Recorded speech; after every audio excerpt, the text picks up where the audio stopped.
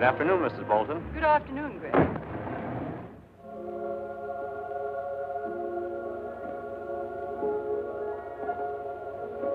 Good afternoon, Miss Gwenn. Hello, Bill.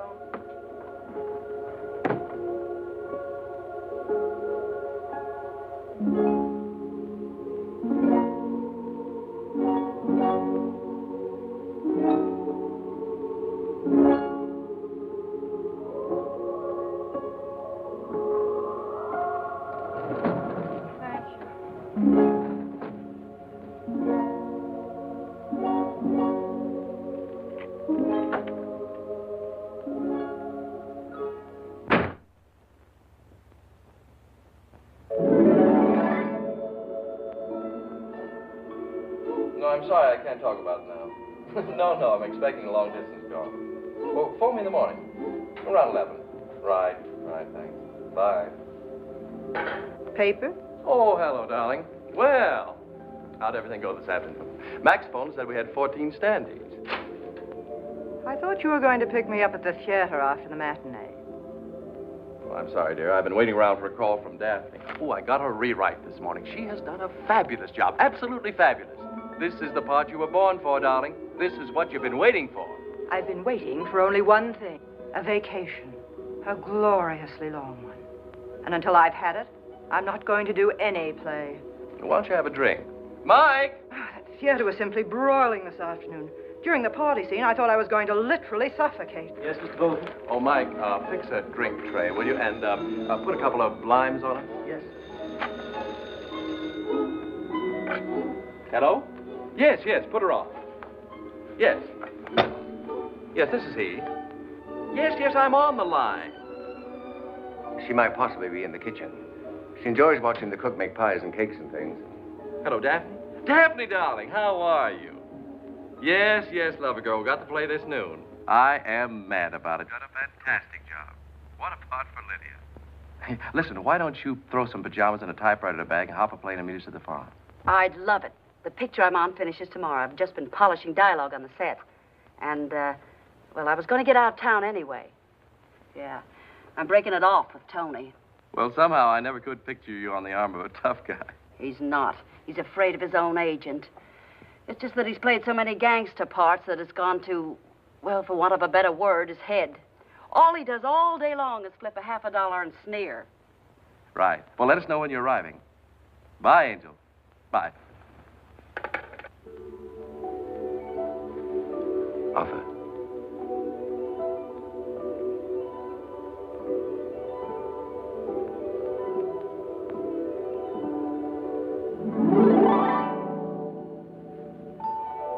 Dear, I thought we could have another little talk. Won't do you any good. I told you I'm not leaving here. I wanted you to meet a friend of mine. He happened to be in the neighborhood.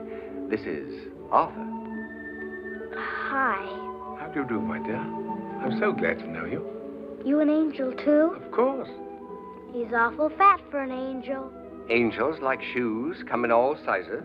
Well, glad to have met you. Goodbye. Stubborn, inconsiderate little wraith. Charles, you must control your temper. And you were sarcastic with her before. That's far from angelic. But she's been acting like this for years. Complete insubordination. Oh.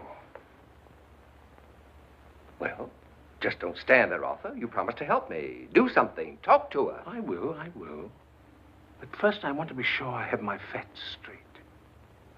This cherub is the unborn child of the couple who live here. Correct.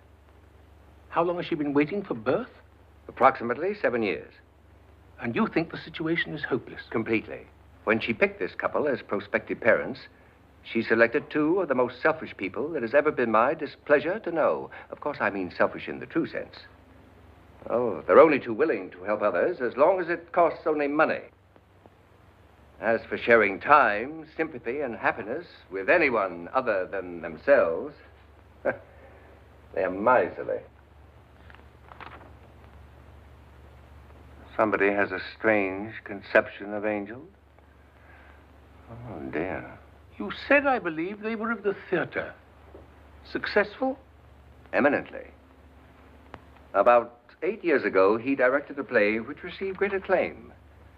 The devotees of the theater call him the genius, miracle man, boy wonder, and all the other superlatives which they continually bestow upon mere adequacy.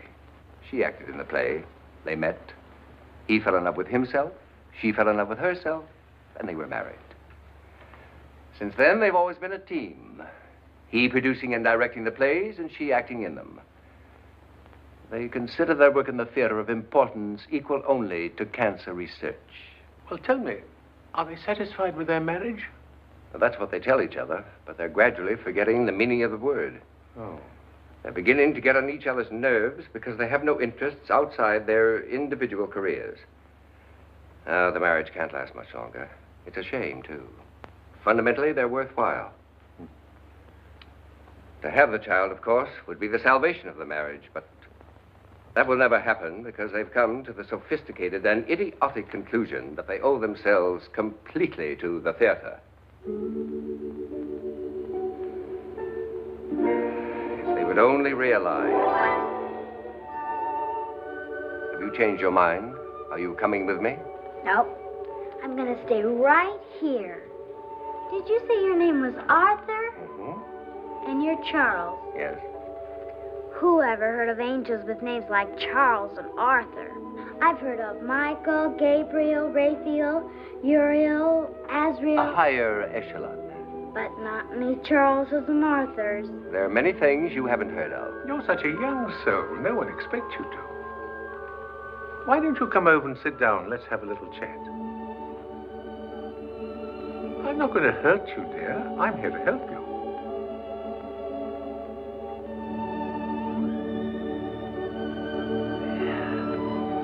That's better. My, you're a lovely soul. A treasure. You'll grace, beautify, bring joy to any home. But I'm afraid not this one. No chance for you here. Why not? Well, simply because these two don't want children. But if I got born, they might change their minds. You see, I don't want it just for myself. They need me. They need something to hold them together. Something that belongs to both of them. Something to have fun with and fuss over. And get mad at, too. Yes, that's undoubtedly true. But first, you've got to be born. Well, that's what I've been waiting for. Why don't I get born? Well, you see, you...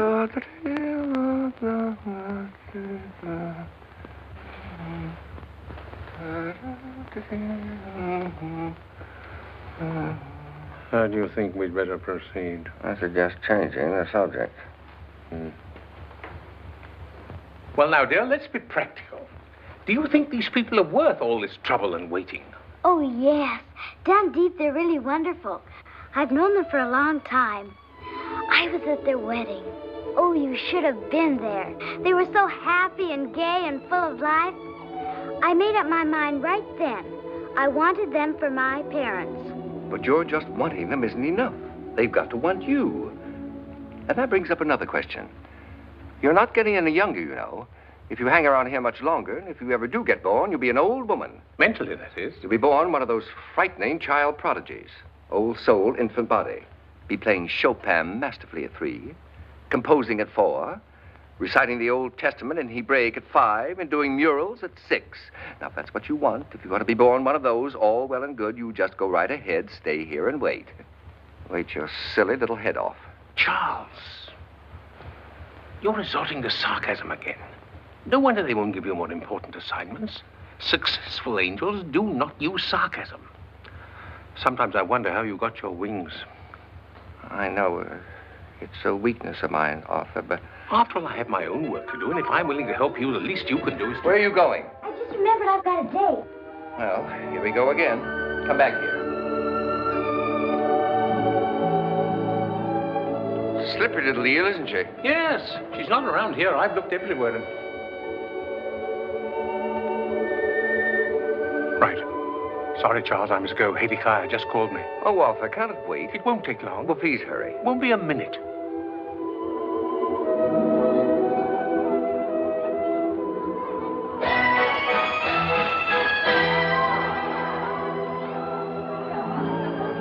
What do you mean running away like that? What are you doing sitting here? I told you I had a date. Here he comes now. Dad! I want a truck. Joe. Hello. No luck? No. Me neither. Oh, I want you to meet Mr. Charles. He's the angel that's been wanting me to come back. Hello, Joe. How are you? Hello. I got one's been after me, too. His name's Mr. Horace. Oh, Horace, a friend of mine.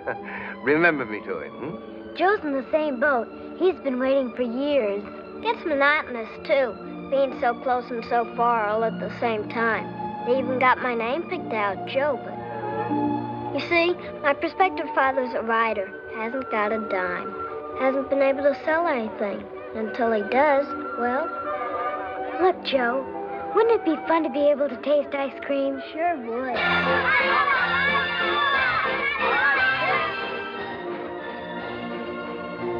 Well, I better be getting back. He was working on a short story when I left. Hope it turns out good. Be nice if we could sell to the movies, but... See ya. Bye, Joe. Goodbye, Joe. Bye. Everything we've done so far, thank heaven the critics have shouted about. But believe me, darling, this is the one they'll remember. It's wide open for me to do an entirely new kind of staging. And as for you, Clarice isn't just a part, it's a challenge. Until they bury the theater, it'll be known as the test of an actress's greatness. After she elects Juliet, and Electra, and Canada, and Lady Macbeth, and Joan, then she'll play Clarice, just to find out if she's really got it. There's a part that'll absolutely put... Jeff, stop it, please. That's what you said about the last play and the play before that. And if you must eat those vile things, please keep them at breath length. You know, even the odor makes me deathly ill. She can't stand them, but he loves them. I wonder what things smell and taste like, especially peanuts. I've often been curious myself, but not especially about peanuts. We're a little edgy tonight, aren't we? And with good cause, I think. I come home for a moment's rest between performances, and you keep selling me the script as if you were trying to get me to back the show. I merely asked you to look at it. We've got plenty of time for magazines. Daphne's beat her brains out rewriting this play. It seems the least you can do is to read it. At the moment, I am still playing a play. I have played it 517 times. I have played it with fever. I have played it with chills. I played it with 3 cracked ribs and an abscessed tooth. And I'm exhausted. Completely and utterly exhausted. Well, in the past, no matter how tired you were, you couldn't wait to read your next one. If you must know, I'm afraid to read this one. Afraid? Yes, for 2 reasons. First, it might be a colossal failure. Oh, sweet, not this one. It's a smash, believe me. And that's my second reason. It might be a colossal success, which would be worse. Wait a minute, darling. It's true. What'll it give us? If we're lucky, we'll run for 2 years. 2 years of the same day-by-day existence without purpose or meaning. Yes, but darling... We don't know where reality begins and pose leaves off anymore. We're useless, Jeff. Stagnant. Oh, come, darling. We needn't apologize for our lives or our marriage. As I see it, we've done an awfully good job of both. To us, sweet. And to the children we might have had. Look, darling, I understand completely. I understand how you feel. I want children just as much as you. You know that. But we're of the theater. The jealous, fickle, all-consuming theater. It demands our companionship, our energy, and our affection. And it'll never settle for 50 cents on the dollar. But one of these days, we'll retire in triumph and give ourselves to our children with the same devotion we're giving ourselves to the theater. Jeff, you've been saying that, but... Darling. I've never heard such unmitigated hogwash. Such stupid, selfish... Surely after hearing that, you don't intend to stay. Oh, they'll change their minds. I know they will. Never. Never. But, Mr. Charles, they change their minds about plays all the time, so I'm sure they'll change their minds about me. At the very thought of children, he rationalizes you out of any possible existence. Feel better? Yes, I'm sorry I went all to pieces. Lately, it seems we're forever getting on each other's nerves. No, it was all my fault. Forgive me. I was acting like a director and not a husband. I should have been more sensitive. No, I was the difficult one. You were right. I can see it now. You just lie here and take it easy. I'm going up to change. Where's the script? On the coffee table. I might as well start reading it. Good. We'll talk about it tonight. And first thing in the morning, I'll go out and dig me up a nice, juicy angel. The man's an idiot. There's no such thing as a juicy angel, and they're definitely not dug up. He didn't mean angels like you. He meant angels with money. Somebody to back the show. Oh, I see. Wait a minute. This gives me an idea. I think I found the solution. My orders say settle the case. That does not necessarily mean I have to bring you back. There is another way to settle the case. How, Mr. Charles, how? I'm going to materialize, become human for a time, meet these two holdouts, and make them see the limitless joys of parenthood. I'm going to get you born, you little doll. Oh, Mr. Charles, can you do it? Really? I'm sure I can. You see, I should become this juicy angel your future daddy is going to dig up tomorrow. But he likes them with money. That's easy. I'll simply make him think I have money. My dear, humans do it every day. Now, where does he meet these people, and what exactly do these dug-up characters look and act like?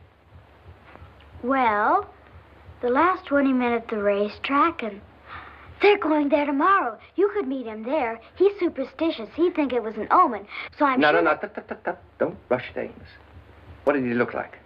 Well, he was tall and had a big cattle ranch way out west.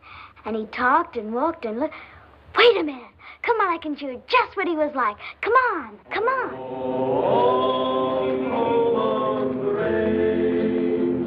Where the deer and the antelope play, where seldom is heard a discouraging word, and the skies are not cloudy all day. Of course, you realize that if you're successful with our project, you won't be this lucky. After you're born, you'll have to pay to get in. It'll be worth it.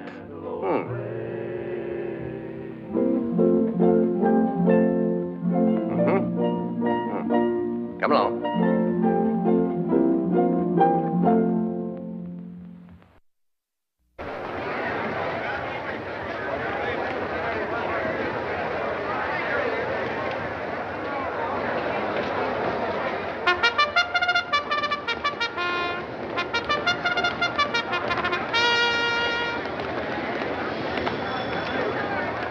Ladies and gentlemen, the horses are on the track for the running of the first race.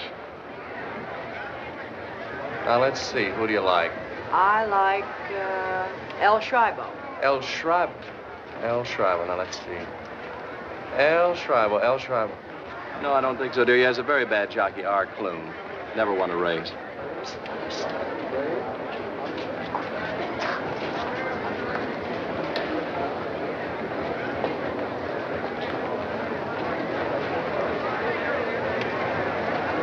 But look, dear, this man says, oh, for heaven's sake.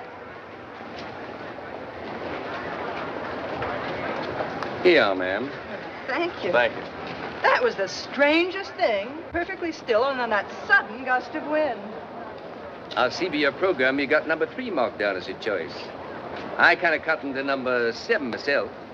Number 7? Well, I hadn't even considered that one. And you better not. He hasn't a chance. Don't listen to this guy. He's probably a tout.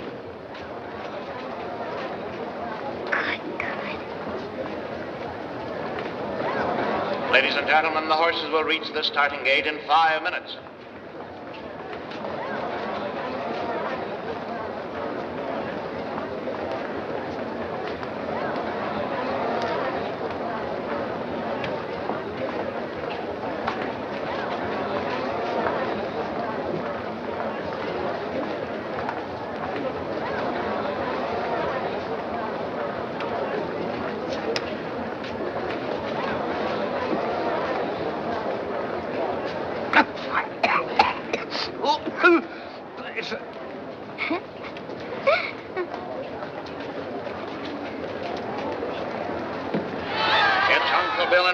By 7 lengths, Melissa's second and a half length. Marmac when he told us to bet on. Lengths. They're coming down to the line of finish with Uncle Bill in front, winning it easily. By 8 lengths, Melissa's second, and Marmac was third. Won it just as easy as roping a fence post. And he'll pay close to $20, too. Who do you like in the second? Well, ma'am, I'll sort of favor roly-poly at number 9. He was just lucky this race. Roly-poly won't be close. It's Tiny Tim and Roly-poly. Roly-poly on the inside, Tiny Tim on the outside. Tiny Tim and Roly-poly. He's gonna do it! Come on, boys! Come on, That's it. Right ahead. Rolling fully a second. Excuse me, I told you Tiny Tim would do it. Well, number 9 ran second anyway. Oh, I wouldn't tear up that ticket, ma'am, if I was you. I think you'll find that Your attention, please. Your attention, please. A foul has been claimed. Do not destroy your pari-mutuel ticket.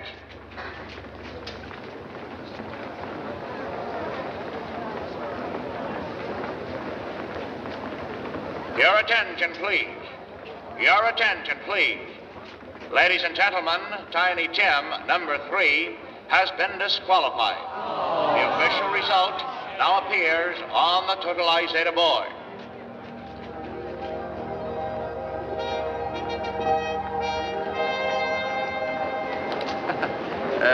Care to join us? Thanks, partner. Admire to.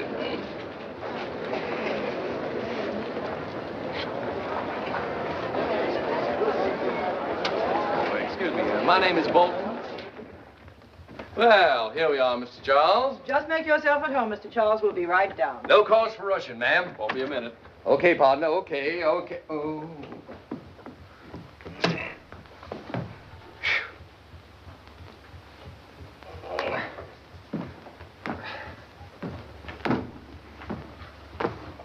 Oh, Mr. Charles, you're wonderful. You look and act just perfect. There's only one difficulty. These high heels are killing me. Good evening, Charles. Arthur, I didn't expect you. Why in the name of heaven are you here? In the name of heaven, I want to talk to you. Perhaps we better go out on the balcony. If they should come down and see you talking to thin air, they'll think you're crazy.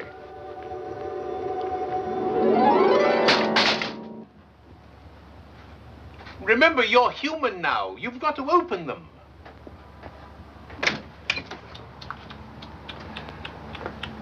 Don't me. I'll learn. After all, you know, you didn't fly so well the first time. Charles, in the long time I've known you, you've done many foolish things, but this is undoubtedly the most idiotic. To the contrary, I think it was a brilliant idea on my part. But you don't know what you're letting yourself in for. Taking on flesh is not easy. Nonsense. Human beings do it, and you know what morons they are. But they've had experience. You'll find many temptations and My dear Arthur, please don't worry. I'm completely capable of coping with temptation. Well, just in case you're overestimating your ability, I've been assigned to keep an eye on you. Mr. Charles. I think they're looking for you. See you later. I'll be around, just in case. Nice view. Sure is. Mighty fine shack you got here, partner. Well, thanks. It's comfortable. How many rooms? 7. Big family, I suppose. No, just Mrs. Bolton and myself. And, of course, Lynn and Alfred. Huh? Oh, yeah. Seems kind of sinful wasting all this space and always entertain the notion big shacks and big families kind of run together. Nothing more enjoyable than having a full house, whether it be poker or family. That's right. Fix your drink? Thanks, partner. Don't mind if I do. Charles?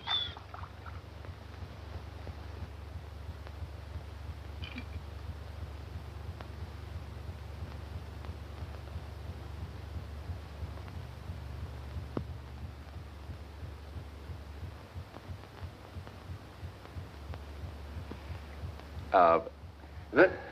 Oh, liquor? No, never touch the stuff. I'm so very sorry to have kept you waiting, Mr. Charles. When I see you like that, ma'am, strikes me you're well worth waiting for. You dear man. Just think, Jeff, if it hadn't been for that sudden puff of wind, we probably never would have met this divine person. I like to think of that sudden puff as an angel's breath. Yep. Lucky for me, too, because I'd take to you both like sick kittens to warm bricks, ma'am. What a delightful way to put it. And I adore you calling me ma'am, but do make it Lydia. And Jeff. Admire, too. Westerners have such colorful nicknames. I was wondering what... I've sometimes been called Slim. Somehow I felt it would be Slim. The name's so friendly. May I call you Slim? Admire, haven't you? You play the harp, Lydia? No, not really. I used it once in a show. I pick at it occasionally. But do you play, Slim? Little?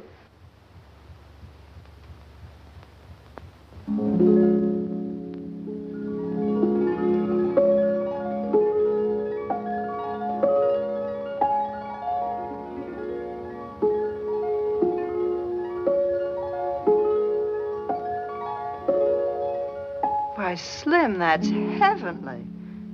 It's so incongruous seeing cowboy boots behind a harp. Back home, we got plenty of them. More harps than a gopher has ticks. Where you from, Slim? God's country. And I'll bet you're a rancher. What do you handle? Sheep. Big flock? Powerful big. How many acres you got, Slim? Never counted them. Here on business? Big deal. Tough, too. Tougher than a 30-cent steak. Well, if there's anything we can do to help you, Slim, just sing out. I'm liable to. Real loud. You know, Lydia, Slim reminds me so much of Henry. He was also a big cattleman. Come to think of it, I met him at the track, too, didn't I? Oh, we became great friends, did a show together. He made himself a tidy sum out of it. I reckon if you pick the right play, show business can be a right good investment. It certainly can. Of course, it's a terrific gamble. Shucks. I gambled before, Lydia. It just so happens we are getting ready to do a new play written by Daphne Peters. She did our last. But this is more than a play. It's an experience in the theater. You might even say it's a reflection of life. Isn't that right, dear? Oh, it's magnificent. I'd like to read it myself. Think you might be interested in joining up with us, Slim? No harm talking about it. Say, I just got a thought. You know, we're going down to our farm for the weekend, and Daphne's meeting us there. Why don't you join us, Slim, and we can all sort of kick it around together? Admire to. Thanks for your hospitality. Well, who knows? Someday we may go west. I'm sure you will. Everybody does. Oh, Mike. Yes, sir? Better bring some more cat food. Yes, sir. Of course, it's not large compared to your ranch. It's only 35 acres, but... Oh, Mike, did you remember to bring the records? Yes, ma'am. I wouldn't dream of going away without Joukowsky. Mighty fine man. I agree. Well, Mr. Arthur, aren't you going to ride down with us? No, thanks. I think I'll fly.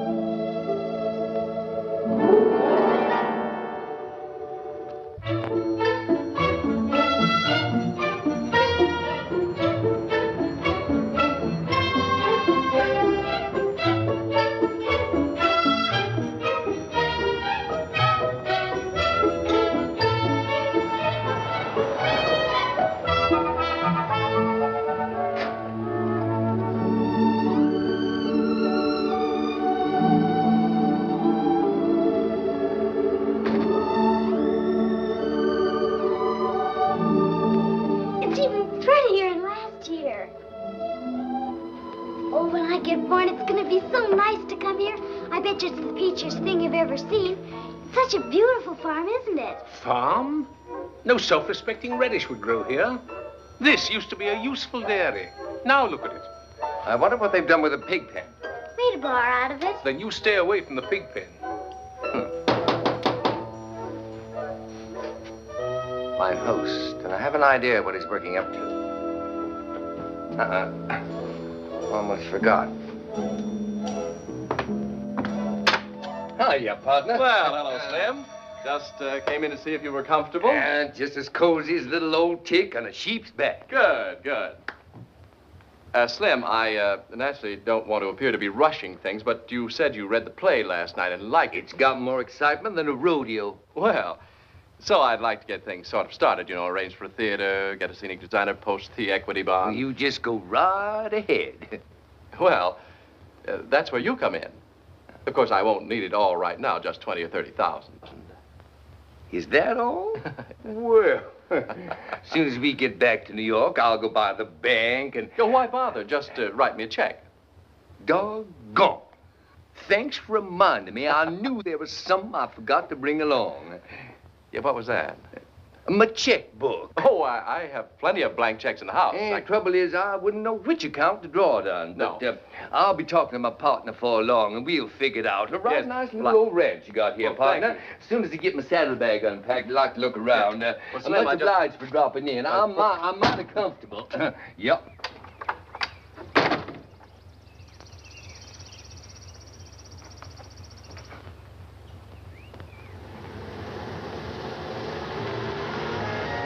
Well, I've talked to him a half a dozen times, but he keeps worming out of it and stalling me.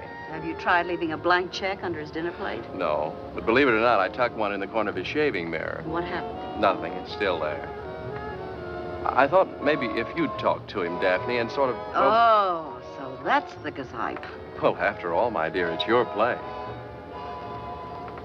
Okay, I'll go to work on him. I wonder what approach I should use this time. Well, the one you've got on is all right. How do you like Pennsylvania, Mr. Charles? The only thing I miss around here is the cactus. Mighty fond of cactus, ma'am. There you are.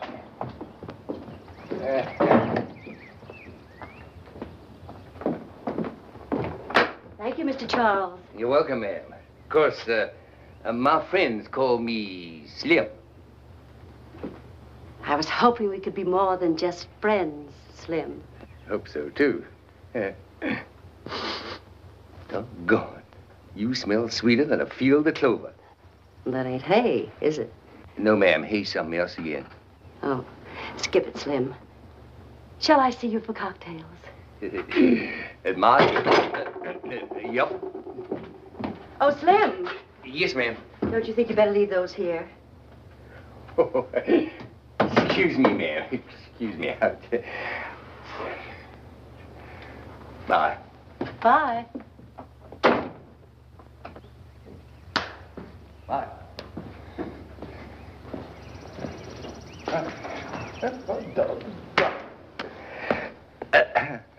Hello, Arthur. Enjoying yourself? Oh, yes. The strangest feeling is creeping through me.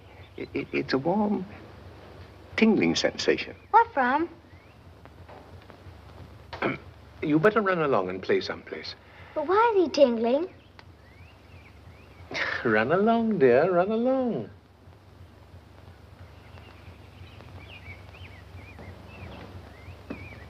Really, Charles, I'm terribly disappointed in you. So am I, and a little worried. Arthur, do you remember the first time you tried your wings? Mm-hmm. Do you recall that delightful, titillating sensation as you left the ground and... Well, that's it. It's love. A feeling you must not feel again. It's the one temptation above all others you must resist. I know it. And that's what I said to myself as I stood next to her. I said, Charles, this is not very angelic of you. And then a tiny voice inside of me said, so what? You see, the spirit was unwilling, but the flesh was weak. A very human trait. And the solution is to stop it before you start. Perhaps I can help you in this. You see these bluebells? Yes? If at any time I feel you are succumbing to temptation, I'll ring one of them. Like this. Thank you, Arthur. That'll be an excellent reminder. Right nice body of land you got here, partner. Well, thanks, Slim. Hello there. Howdy, ma'am. How about a drink before dinner? Well, I reckon one little old drink ain't gonna... Well, on second thought, though, I reckon I better skip it for now. Well, just you say. Slim, Daphne and I were just going over the script, and we... Well, as the bull said as he sunk his horns in the cowboy's seat, hope ain't intruding. On the contrary, we want to talk to you. Yes, just sort of formulating our production plans, you know. I reckon a venture like this takes a lot of formulating. Oh, it certainly does, certainly does. You know, Slim, there are a lot of things to be talked over. Leases, contracts, that sort of thing. A lot of considering to be done. Have some peanuts. Thanks. I practically have to keep them locked up. Lydia can't stand them. Mighty tasty. Why don't you sit down, Slim? Mighty. You know, Slim, unless a person's experienced in the theater, he very often doesn't realize the tremendous financial return that's possible with a good play. Oh, it's very often, very And often. this is a good play. I reckon you ought to know. After all, you wrote it. It's bound to be a smash because it's built around a character with whom everyone will feel a personal identification. Would you like me to explain to you how I see this character? Martu. Do you mind if I... Here, I'll fetch you. It's all right, partner. I'll get it myself. Say, Slim, excuse me, I'm going to get some fresh peanuts. These are just a bit soggy. So's this cigarette. Slim, sit down. Thank you, ma'am. Oh, no. Over here beside me. Martu. Way over there.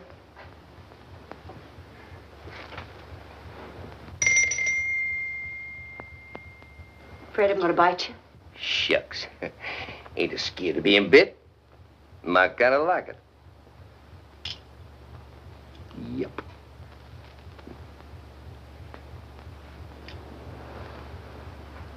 Come on, a little closer. Come on. Slim, what is the matter? It's just when I get close to you, I hear bells ringing. Well, if Muhammad won't come to the mountain. The way I see this character, she isn't an evil woman. She's just a woman. Warm, appealing, inviting, exciting. Sure is. Hair of pure honey. Yes, she could be played that way. Ripe as an autumn plum. That she is. Hello, lover boy. Need a little fresh air.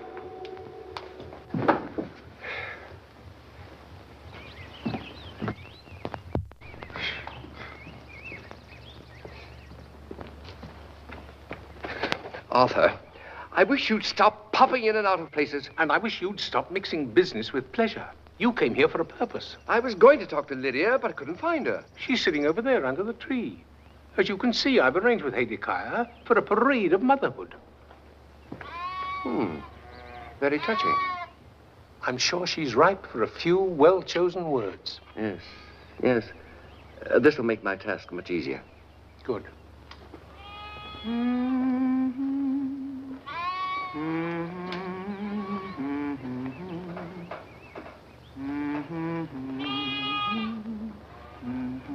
Be fruitful and multiply and replenish the earth.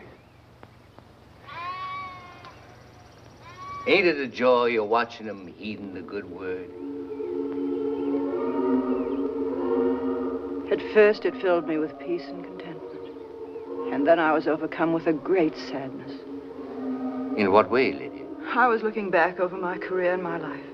And I thought, if I should die at this moment, what would I leave behind? A few volumes of critical acclaim. Quite a few, as a matter of fact. But nothing else. For a time, I'd be remembered for my artistry. But then what? That's right. There wouldn't be no one bearing your name. No one a strolling down life's highway who was a part of you. No son or daughter to even write about. Things like, I remember Mama and life with Mother. It ain't too late, Lydia. No, but too soon. Jeff and I decided the theater was our whole life. Don't you reckon that's sort of selfish of you? Here you are enjoying all the wonders of nature, and yet you're depriving somebody else of the chance to enjoy him too. You're right, Slim. So completely right. Oh, Slim, there's something I think you should know. Our marriage hasn't been too successful. We've had trial separations, but nothing seems to work. I'm afraid it's headed for the rocks. Now, don't you think such a thing. You just got to make a go of it for a lot of reasons.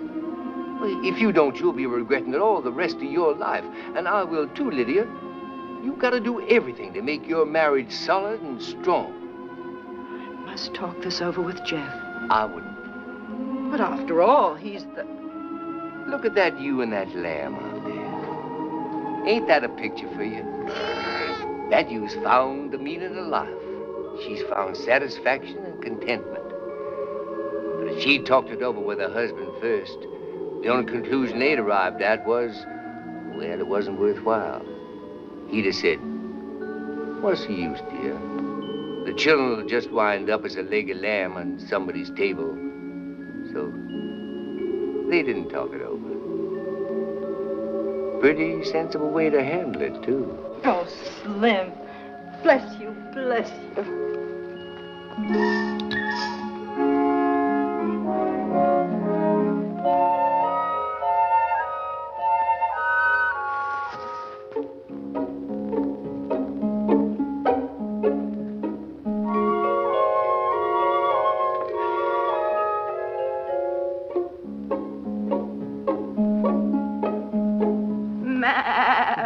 Hello, darling.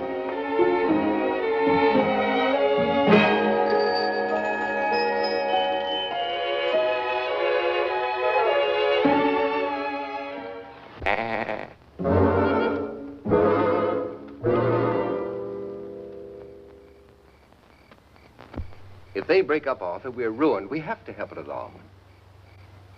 Perhaps as a starter, the subtle and delightful scent of flowers bathed in moonlight would serve our purpose. Yes.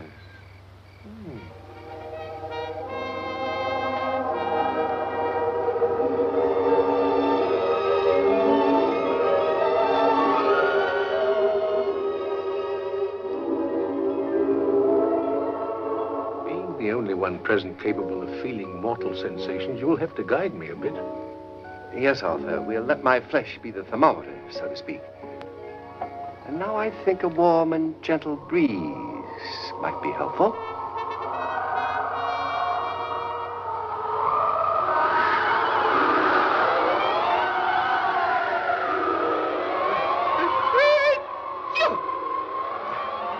Wish I had my hat. I misplaced it somewhere.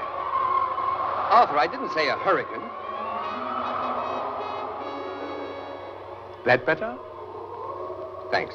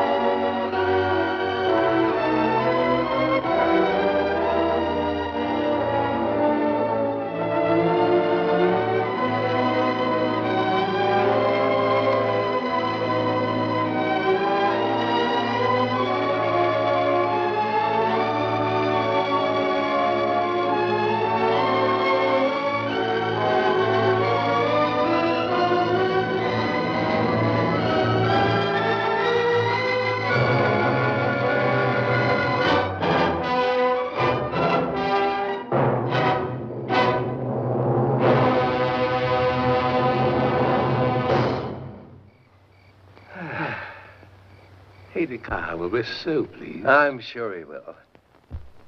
We had the same trouble with footsteps on the ceiling. Went on for months and months and months.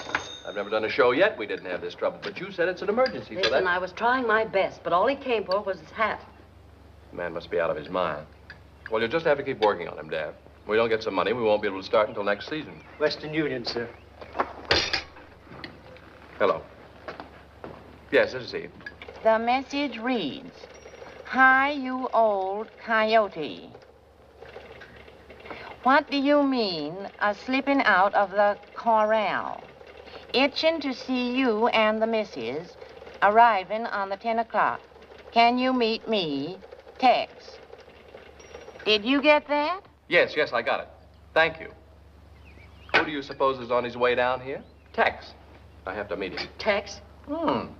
Tex Henry, the guy that backed the last show. Oh, Muscle Man. Now, don't tell me I have to work on him, too. No, my darling. You just work on Little Slim. No show ever suffered from having too much money. No, but playwrights can suffer from too many bankers. Oh, good morning. Good morning. Tell Mike we're starved. We've been riding since 6. Good morning, creep along.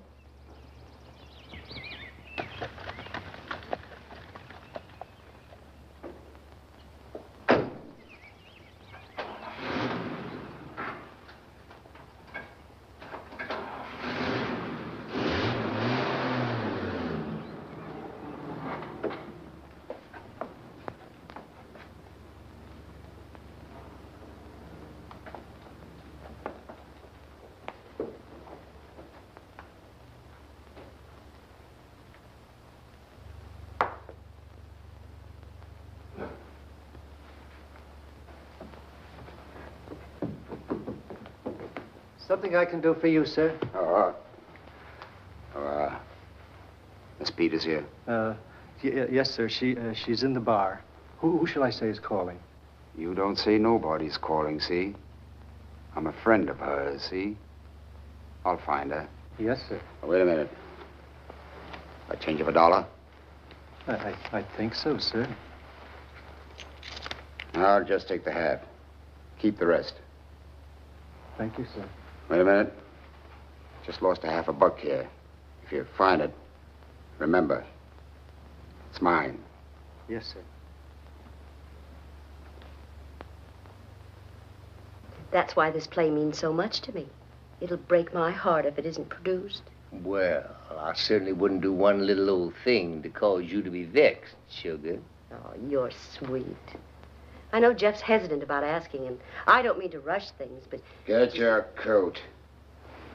Oh, it's the menace. What are you doing here? I came east to settle a tax beef. Thought I'd drop by and pick you up, see? Get your coat. Who are you? Don't be scared, Slim. This is strictly B-movie tough stuff. Are you coming, or do I have to drag you out of here? Haven't they sent you a new script yet? That was from your last picture. I wouldn't try to molest the little lady, mister, if I was you. Out of my way, stupid. When you say that, stranger, smile. If you want to collect your old age pension, you better not start nothing, see?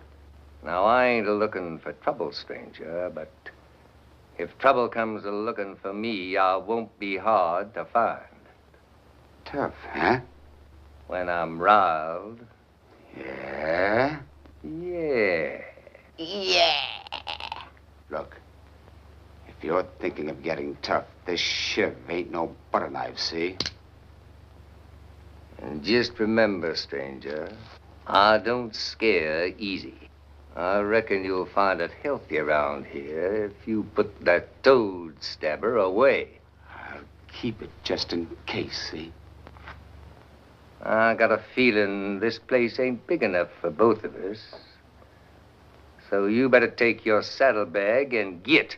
And I wouldn't be a-trying to cut no buttons off my shirt, stranger.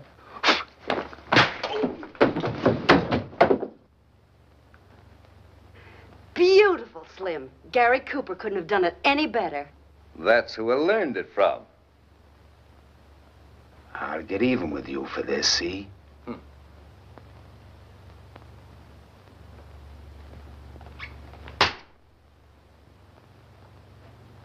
Now, if you want to act peaceful like, stranger, you're welcome around here. But I'd advise you not to get ornery again, or I'm liable to get really riled.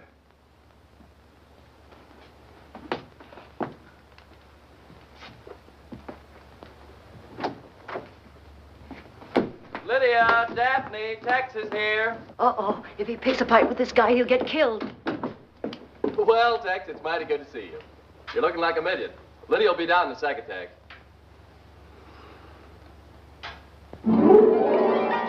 Just a minute. So now you're going around knocking people down. He pulled a knife on me. Nobody gets away with that. You've succumbed to pride, vanity, appetites of the flesh, and now brutality. Thank heaven you haven't got any money. It would be impossible. Don't worry about me. I can take care of myself. See? How are you, sweetheart? Miss Shakespeare and the greatest little actress in the whole world. I've been a hankering to squeeze you both again. You're an osteopath in the house. Ah, it's good to see you, Tex. This is Tony Clark. Well, howdy. And this is... Hey, you're in the movie pictures, ain't you?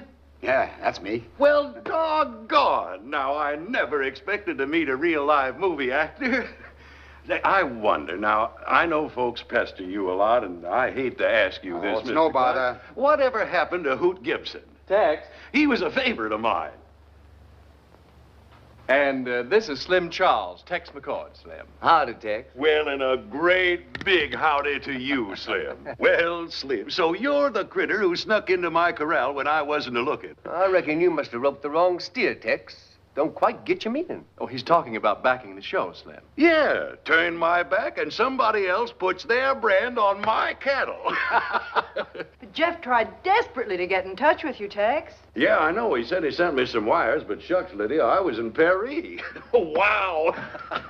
Tex, you mean you'd like to put up the money for this show, too? Sure would. Much as they want. You know, I've been sort of crazy about the theater ever since I saw Ladies' Night and a Turkish bath. But I guess there's no use hoping. You beat me to it. More power to you, Slim. Oh, no. I reckon by back in the last one, you sort of staked out a claim. Now, I ain't no claim jumper, so you go right ahead. It's all yours. No, sir. Now, you see here, Slim. If I don't work my claim, I deserve to lose it. If I took it, I could never live with myself, Tex. I'd feel I'd done it when your back was turned. Now, I don't want to hear another word. It's yours, and good luck. Now, Jeff, this ain't fair. Slim, I'll tell you what we'll do. We'll settle this thing like gentlemen should. We'll cut cards for it. But that ain't necessary, Tex. I'll give it to you willingly. I ain't gonna take it. It's cut cards or nothing.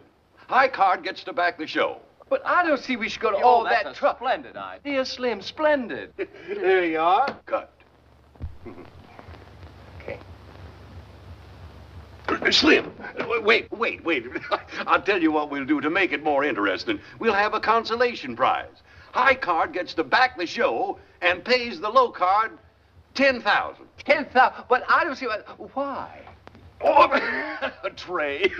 Doggone, I must be slipping. Well, come on, Slim. What have you got? Yeah, Go on. turn it over. Well, doggone! Little old deuce. Looks as if I'm slipping, too. Oh, I thought it was going to be Slim, Lydia. Well, Tex, I guess you're backing another show. Yes, sir. And I tell you, I never was happier paying off a bet in my life. 7, 8, 9, 10,000, Slim. It's all yours. Now, I guess I got a right to make you out a check. Oh, now, don't feel for a minute that you have to do that, Tex. Oh, no. Now, I'll just sign it, Jeff, and you fill it in. There's no hurry at all. No hurry, Tex. Well, you'll be around. I'll just call on you as I need it. No, I got to get right back. They called me last night.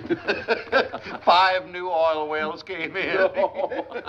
Now I got to buy 5,000 more head of cattle for tax purposes. Oh, that's tough. You know, if this keeps up, I'm just going to have to take over New Mexico.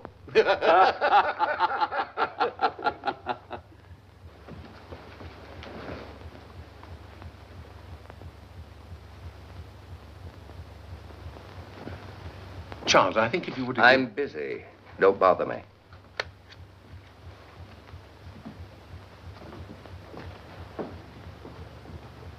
Now we're really in for trouble.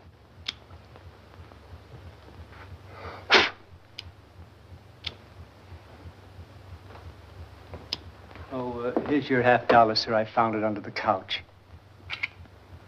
Wait a minute.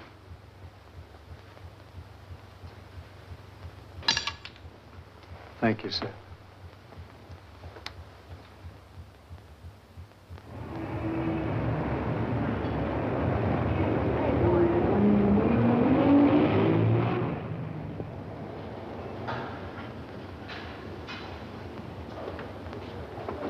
That's what I've been trying to tell you. Why should mugs like me take the rap? I tell you, this guy cuts cards for 10 G's. Mr. Clark, we are discussing your tax return, no one else's. But this character, I tell you... We are looking into Mr. Charles, and as a citizen, we thank you for bringing him to our attention. Now, let us confine ourselves to your return. Okay, get going. The first point I wish to clarify for you is that just because you play gamblers on the screen doesn't permit you to take your losses at the racetrack as business deductions. Why not? It happens to be the law. Well, it stinks, see? How can I get the law changed? Congress makes the tax laws, Mr. Clark. Perhaps if you got 60 or 70 jockeys elected to Congress, they might see things your way and make some revision. But I just talked to Washington. There's no record of any Charles from Montana ever filing a tax return. See that? I had him pegged for a chiseler right from the start. He's got a ranch bigger than Manhattan. I'll lay you 6 to 5 he's a fence for hot sheep. Want me to turn it over to Ed? No, I'll handle it. I want to follow him first and watch his spending habits. You'll see plenty. Been running around with my dame for a month now. I've been tailing him. He passes out C-notes like there was dimes. And when you get a load of where he lives, he's got a penthouse, 6 of the biggest rooms you ever saw.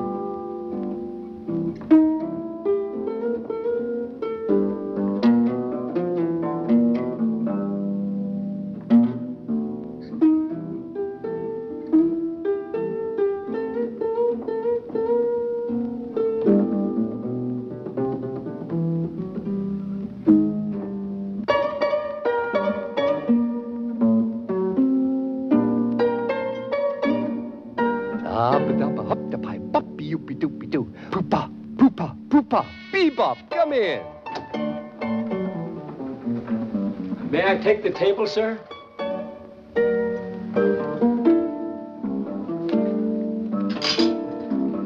Oh, you'll find some bills on the table there. Just help yourself. Thank you, sir.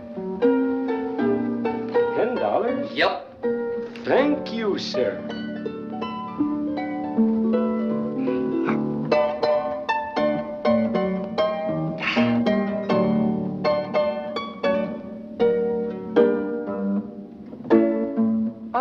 In the name of heaven, now what are you doing? The other night, Daphne and I dropped by a club where they had a string harpist. I learned more tricks from him. Get a load of this.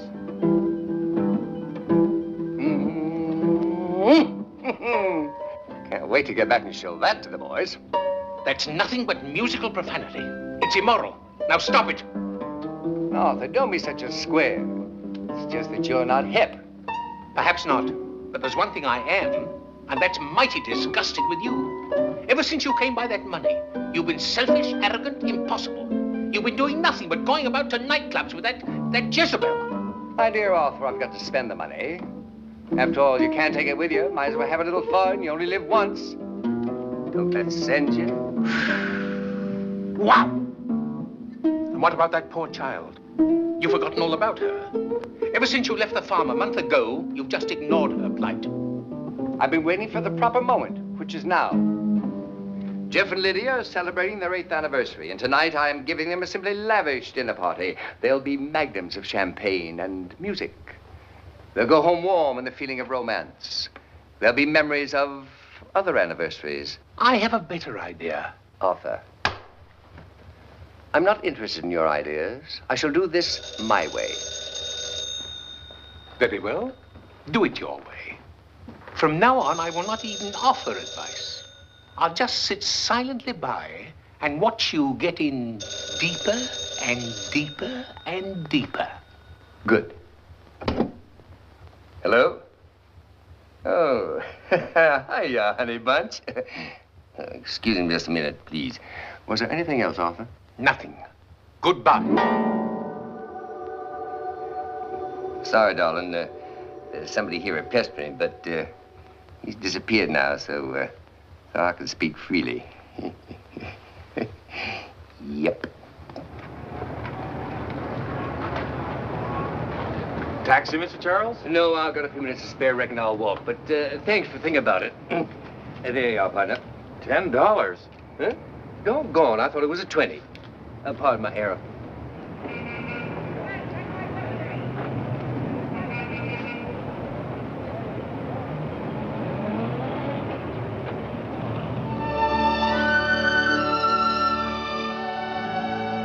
Fine angel you are. I thought you were going to help I've me. other things to attend to first. Now run along and don't bother me. He was so nice before. What's happened to him? Same thing that happens to a lot of people, just living. Hi. Oh. Any luck? Me neither. Remember the story I told you he was writing? Nobody bought it. He's down in the dumps. Is that your prospective father? He's waiting for my prospective mother. She's going to feel terrible when he tells her they turned it down. Isn't there some way you can at least help him? They like his writing. It's just that they don't care for his ideas. Wait a minute. A long, long time ago, I was on an assignment that was highly amusing and rather dramatic. I always felt it would make an excellent novel. I wonder if I could get it through to him. Sometimes, when the person's receptive and we concentrate real hard... Oh, try it. Please try it.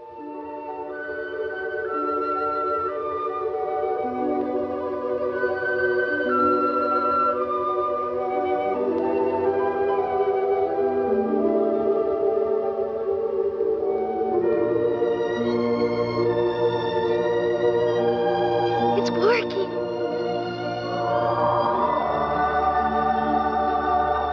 He's getting it. Keep going. Keep going. Concentrate.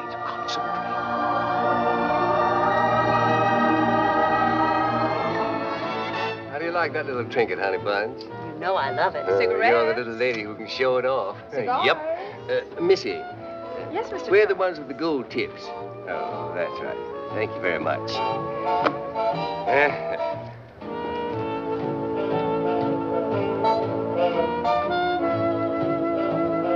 There you are. Keep the change, sweet stuff. Oh, thank you, Mr. Charles. Not at all, not at all. She'll take that straight home to mother. Very generous child. Very generous.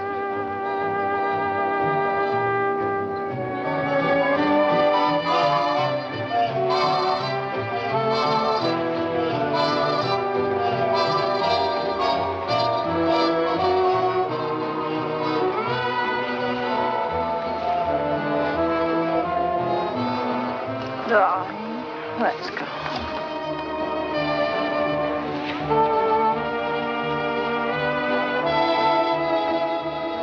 Good night. Night.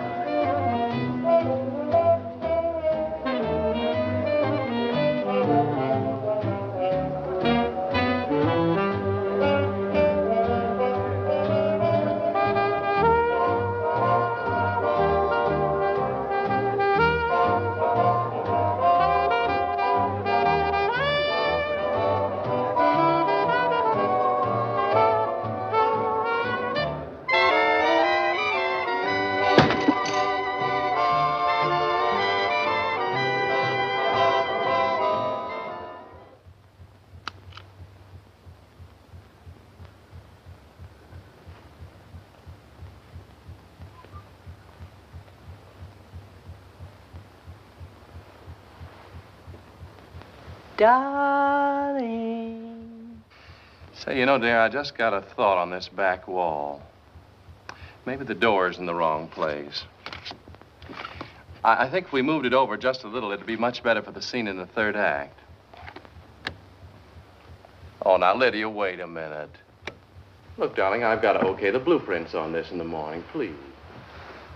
Darling, this is the 8th anniversary of our marriage, not of your entrance into the theater. And you don't celebrate it by fondling toy furniture. Oh, Jeff, let's postpone the show until spring. Let's take a trip, just the two of us. Darling, look, we've been over this time. Darling, we need a refresher course in the fundamentals of living. I realized that tonight watching Slim. When we first met him, he was shy and genuine. Now look at him. Smug, self-centered. We've changed him, Jeff. And it's a pretty sad commentary on us. Yes, dear. Something strange and rather wonderful has enveloped me these past few days. I've lost that fanatical interest in the theater. All I want is just the two of us.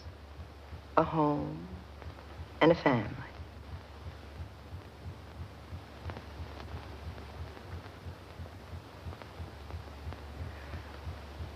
Somehow, I have no enthusiasm for this play now.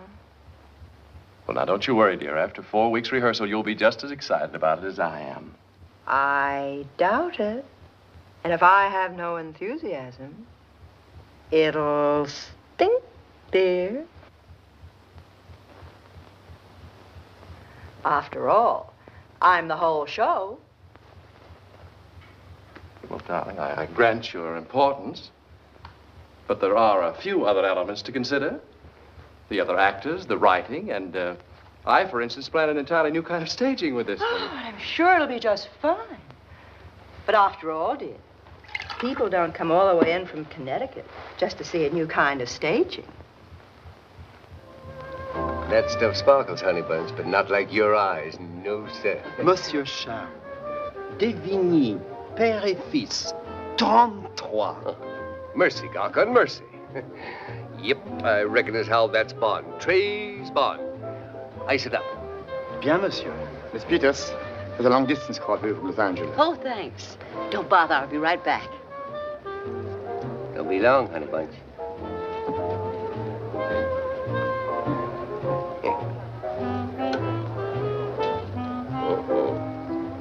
Sure is dead. Garcon, bury that, will you? Yes. And I tell you what. Say, partner, you look as lonely as a sheep herder on Christmas Eve. Somebody turn you down? No, just didn't show up. Well, I reckon that's how we got enough champagne for a maverick like you. Care to join me? Well, thanks. Garcon, a glass for the gentleman. Yeah, monsieur. My name's Arthur Crane. Howdy, partner. I'm Slim Charles. Rest yourself. That's quite a dinner you gave tonight. Yeah. Nothing's too good for my friends. I suppose it was business, In a way. That's what I figured. Nobody could give a blowout like this nowadays unless it was deductible. Huh? Unless you could take it off your income tax as a business deduction. Income tax? What's that? Why, it's a little scheme the government's figured out. Been working quite well.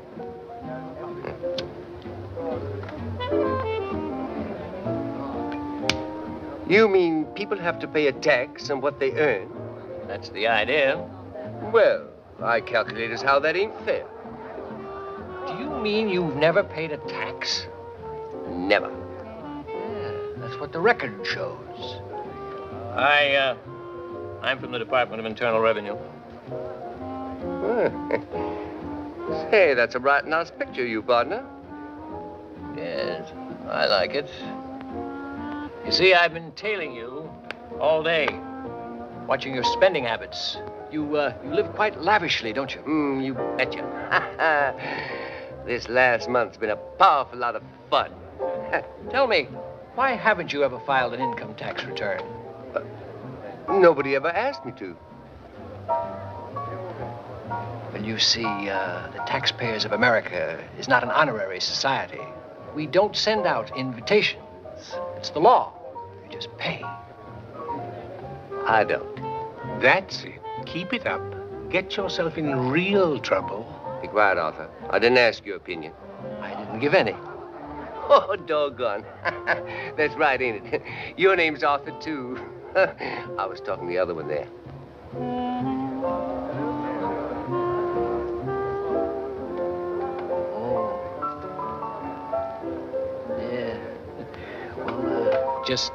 Just drop down to the office tomorrow. Here's the address. My boss would like to talk to you. Oh, I'm mighty sorry, partner, but I won't be here tomorrow. I gotta get back tonight. I'd stay over if I were you. Well, you see, yes. Well, I might as well tell you, but don't mention it because people just think you're crazy. You see, I'm not really a Westerner. That drawl was just for effect. Matter of fact, I'm not even a human being.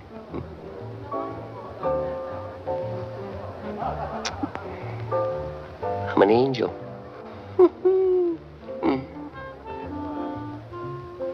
So's Arthur there.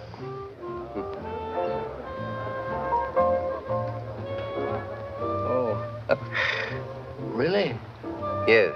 I just came down to settle a little matter, but looks like it's over now, so very shortly I'm going to dematerialize and go back to heaven. But they haven't got any income tax. That's why they call it heaven. Yes, well, have a good trip. Thanks very much, partner. Thank you. Now, if you're ready to take advice, my advice to you is get out of here as fast as ever you can. Nonsense, Arthur. There's still some more champagne.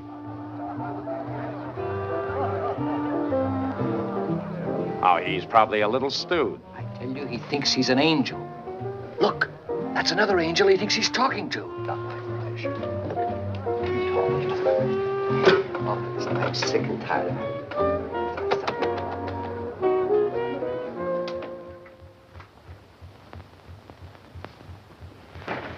Date of birth? I wasn't born, I was created. The second day of the world. Any sisters or brothers? Oh, yes. Millions of both. I think that gives us the necessary data. Now tell me more about yourself, Mr. Charles. But why, Doctor? You will write it all down. Other doctors will study it and then describe me in complex scientific terms. They'll come to see me and I shall be gone. It'll be most embarrassing for you. Oh, you're planning on leaving? Yes, I don't want to take up any more of your time. There are others, I'm sure, who need your guidance. And now I must be going and... But the door is locked, Mr. Charles. How do you propose to leave? At nightfall, how does the sunlight leave this room? I raise my hands and in a trice, I am gone. Goodbye, gentlemen. You have been very kind, with a slight exception of depriving me of my suspenders and tie. I'm sorry, Mr. Charles. Hospital rules. No matter. It would only make vanishing a little clumsy. Goodbye.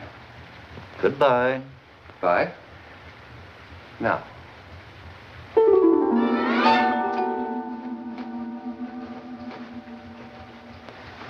Strange. I can't understand it.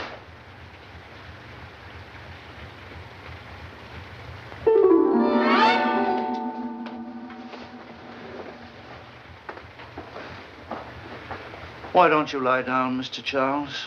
I'm sure after you've had a night's rest, you'll find it much easier.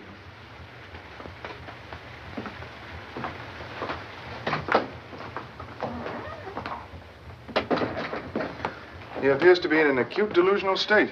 Imagine we'd find alcohol has quite a bit to do with it. And yet his gait is far from ataxic. He's coherent. No evidence of dysarthria. Study him from the observation room. If you discover anything further, call me. Yes, Doctor.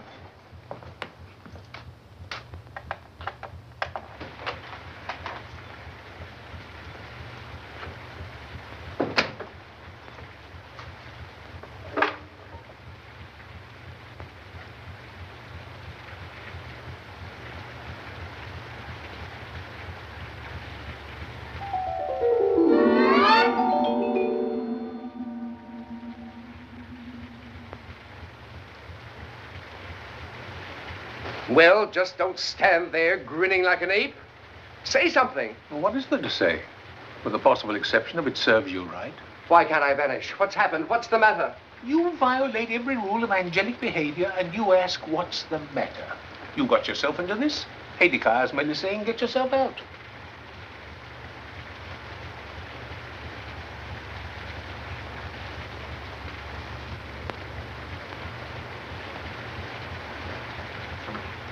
Mr. Charles, Mr. Arthur. Mr. Charles, they had a big fight. He's moving out of the house. You mean I failed in that, too. Hurry, you've got to talk to them before it's too late. It's already too late. And I have already talked too much. Coming here was such a simple and delightful lark. Leaving here, unfortunately, is not so easy. But why don't you just vanish? I've tried it. The only thing that happens is that my trousers fall.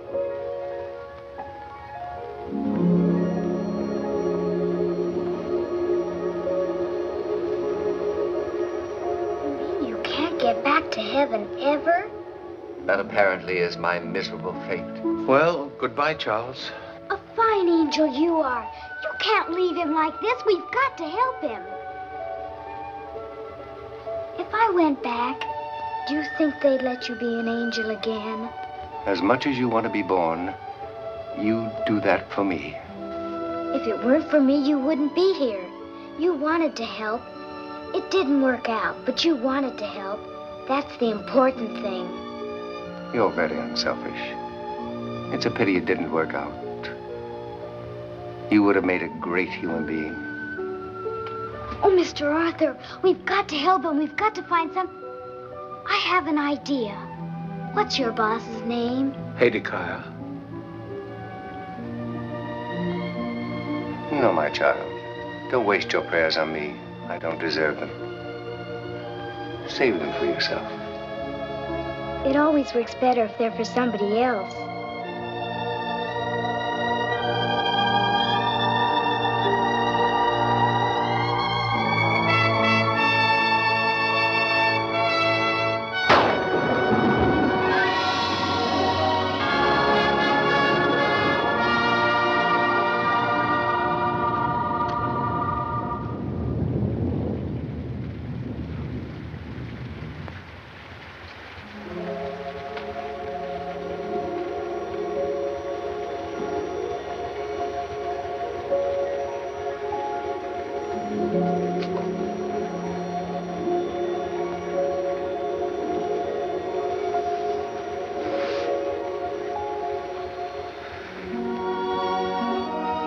Stay long, dear.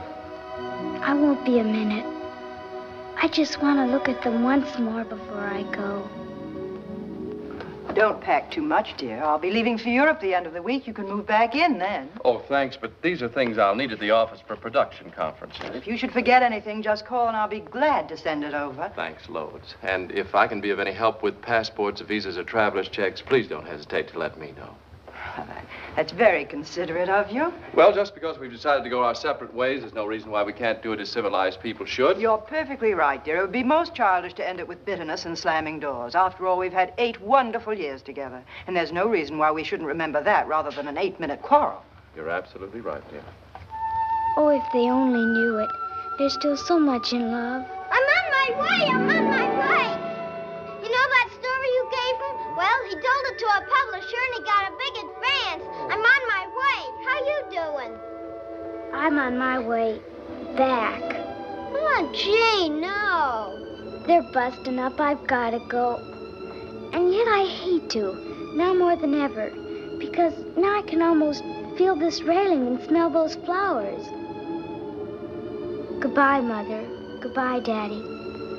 I'm sorry you never knew me. I think you might have liked me. Come, dear.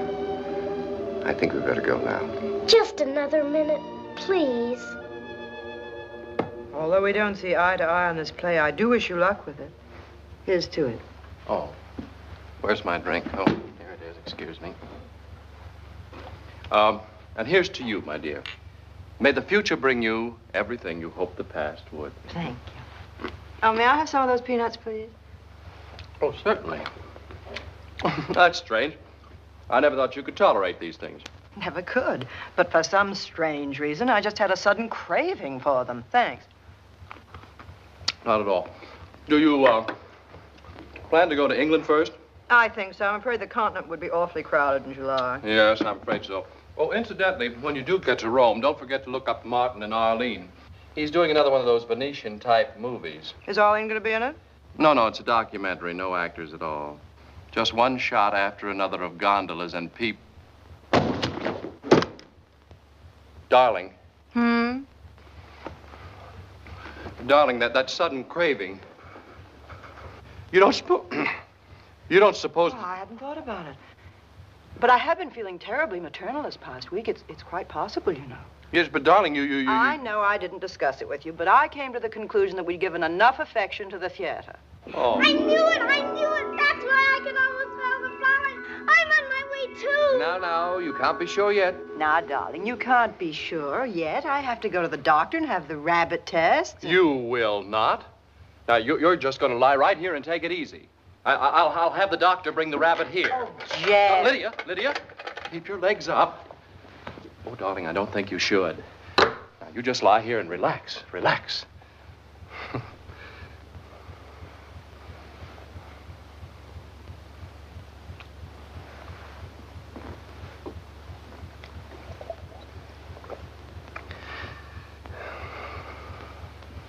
Yippee! I'm on my way! Yippee! That's strange. I thought I heard a child's voice. That's funny, so did I. Oh, but the really strange thing is me. I never thought I'd feel this way. It's such a wonderful feeling. Suddenly, nothing else matters. That's just what Slim said would happen. He said that... that reminds me, I didn't want to tell you. But Daphne called before and said that while she answered a telephone, they hauled Slim off to Bellevue. He'd been telling everybody he was an angel. And then when she went to the hospital to see him later, the doctors said that he had just suddenly, somehow, vanished. Oh, Jeff. Isn't that the silliest thing?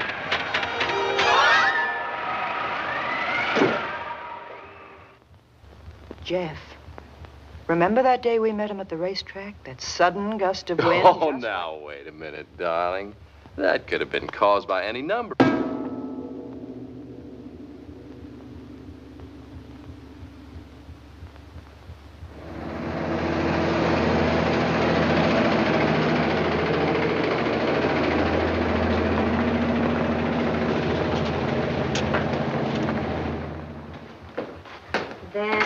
That's it. You're going to feel much better now. Just come over here and sit down.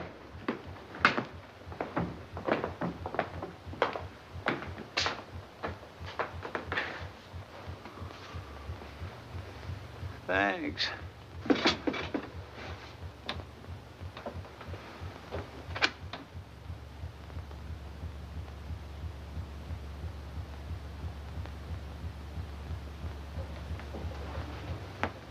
Pardon me.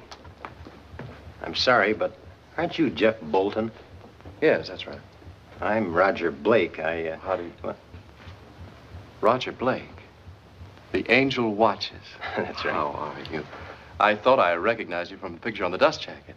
Well, I just finished reading it last night. It's a great job. Thank you. Incidentally, have you thought of dramatizing it? Well, as a matter of fact, I had, with your wife in mind. Say, that was my idea, too. I was going to call your agent today, but, well... But you're going to do the Daphne Peters play, aren't you? Well, as soon as Lydia's ready and able, but we could be doing a lot of work in the meantime and then follow with yours.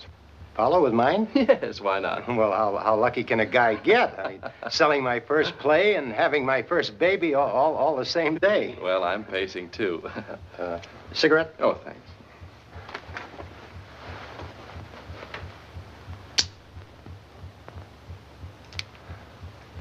Nervous? No.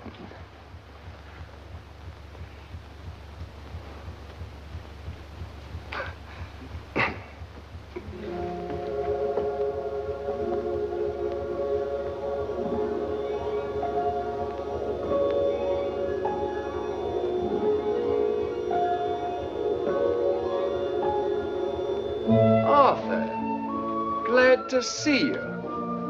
What are you doing here?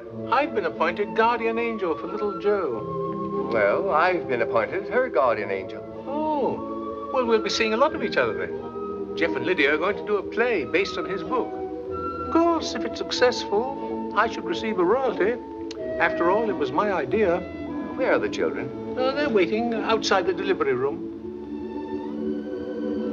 I hope nothing goes wrong. They say this is hard on the fathers. I think it's worse on the kids.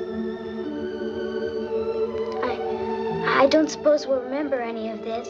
I hope we get to see each other sometimes, because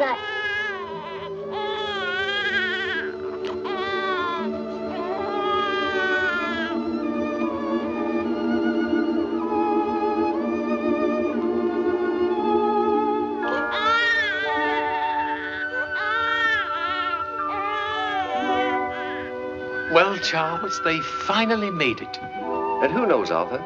20 years from now, we may be walking down a church aisle together. After all, they're nice kids.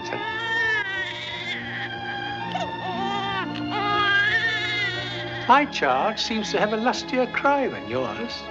Oh, I don't know. It's just that I haven't taken over yet. We'll see about that right now.